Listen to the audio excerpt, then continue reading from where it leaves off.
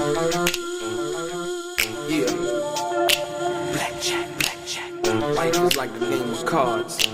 It's not what you dealt, but how you play it. Yeah. Blackjack. To play each situation correctly. I remember they used to laugh at a brother. Welcome back, guys. Welcome back. It's your boy Delray, Richardson, platinum songwriter, platinum artist. Thank you for tuning in. Thank you for your time. Thank you for the love that you've been sending recently, checking out the videos, commenting, and so on and so forth. StraightGameTV, I'm going to get right into it. I was posed, I think a lot of people have been confused because they've been given so much misinformation in regards to 2pac's situation in dealing with DeathRow. And like I told you before, you know now that 2pac was not legally signed to DeathRow. You know now that Suge Knight didn't pay for 2pac's bail. But the question was posed to me, well, how did Suge Knight benefit, or did Suge Knight benefit, but more so, how did Suge Knight benefit from 2pac being on death row? Like I said, he didn't own his masters either. And the answer is that Suge Knight did benefit, but it's not how you would normally think. Well, if 2pac on death row, then Suge has to be benefiting from 2pac in some kind of way, directly or indirectly. And I'm going to show you how that worked. And it was from a publishing standpoint. If you remember, like I told you, 2pac was his own man. 2pac had Out the Gutter Records. He was already signed under Interscope. And if you remember, 2pac released Thug Life on his own label, which was Out the Gutter Records. Go and do your research and check it out. 2pac released Me Against the World under his own record label. That was his first release under Out the Gutter Records, in Interscope. So now, when it comes to getting him out of jail, basically, it's a money thing, and most people don't understand this. But from a corporate perspective, like I said, once again, Warner Brothers, Time Warner, the multinational corporation, is not gonna go bail 2pac out of jail. The publicity on that would make the stock plummet, if you will. So basically, they have so many subsidiaries and things of that nature where they could make that happen through one of their subsidiaries, and that's basically what they did. Interscope had a relationship with Warner Brothers, Atlantic Records, Warner Brothers. So now check this out. So when it came to get 2pac out of jail, they basically said to Suge, like, look, Suge was the guy, the catalyst that made that happen. So what they're saying is, okay, look, what they did was, and I'm going to give it to you right now. As it turned out, however, Warner's publishing wing, Warner Chappell, still shares rights to all of Death Row's songs. That is, they own and will profit from the lyrics they tried to distance themselves from, including the dog pounds. In the midst of the controversy, Les Bitter, who runs Warner Chappell, renewed Death Row's existing publishing deal and gave the company a $4 million advance. Get it? Now, that's every Chronic album, every Dog Pound album, every Snoop Dogg album, every record they supposedly got rid of Death Row over, says an executive close to the negotiation. They didn't want anyone to know about it. Everybody was making bets that they would never sign those papers. Bitter calls Fuchs, and Fuchs said, "What I don't know can't hurt me," and the deal went through. Now all they have to do is make money off the lyrics.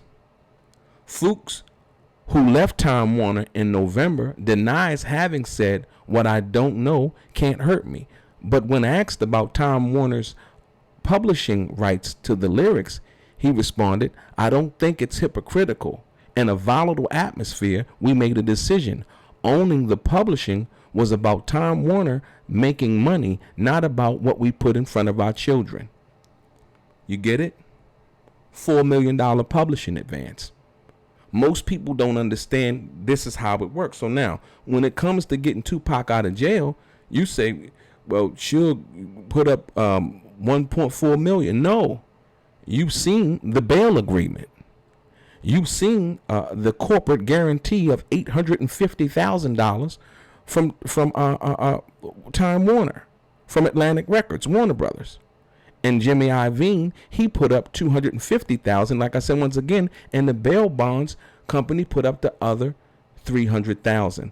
You got to understand, when you do something like that, you got to go to court, and this paperwork has to be shown to the judge.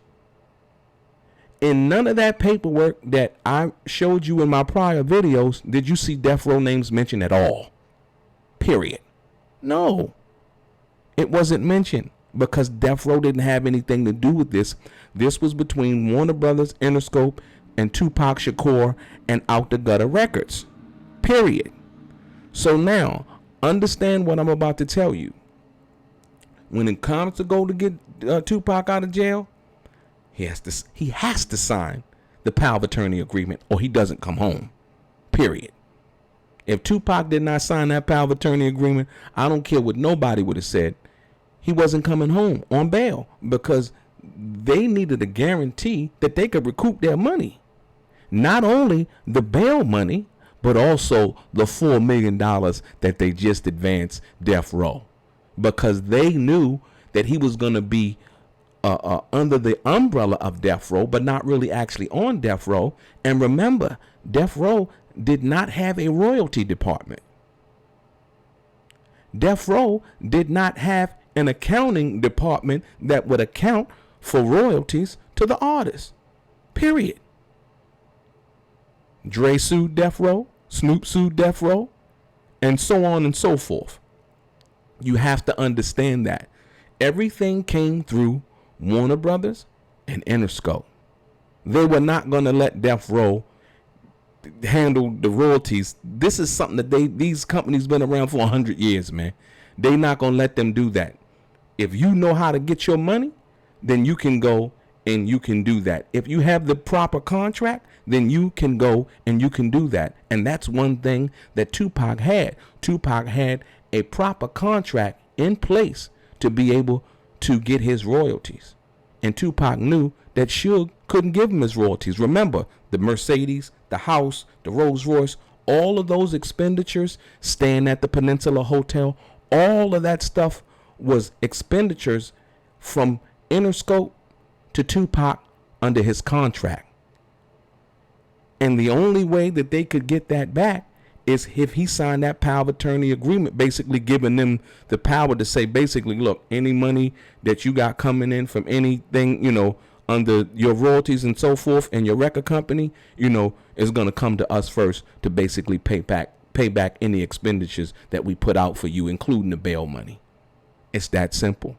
So you ask, what did Suge Knight benefit from that? Well, Suge Knight basically got a $4 million publishing deal renewed. Everybody's happy. And basically what was said was none of that money really went to any artist. How does it go to any artist if you don't have a royalty department?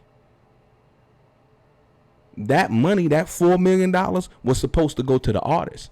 Those are the people who create the songs and the producers that create the publishing income. Simple. And so now you understand why it was what it was and how it was. So people don't get it twisted and say, well, Suge had to be, getting something. It wasn't that he had to be getting something. He did. He got a $4 million publishing advance from Warner Chappell, basically after Warner Brothers had severed ties with Interscope. They still were in bed with each other, doing business from that perspective. So like I said, once again, Tupac was his own man, and Tupac was going to get paid his royalties. Eventually, if he had lived, he was going to get paid his royalties above and beyond his wildest dreams if he had lived. But he didn't. So unfortunately, that money then went to his mother. And as you've seen in the prior videos, I break that down, how Jimmy Iovine stepped in and paid his mother what she was supposed to be paid. And she basically captured all of the rights to his unreleased music, and so on and so forth. So yeah, your boy Delray, Straight Game.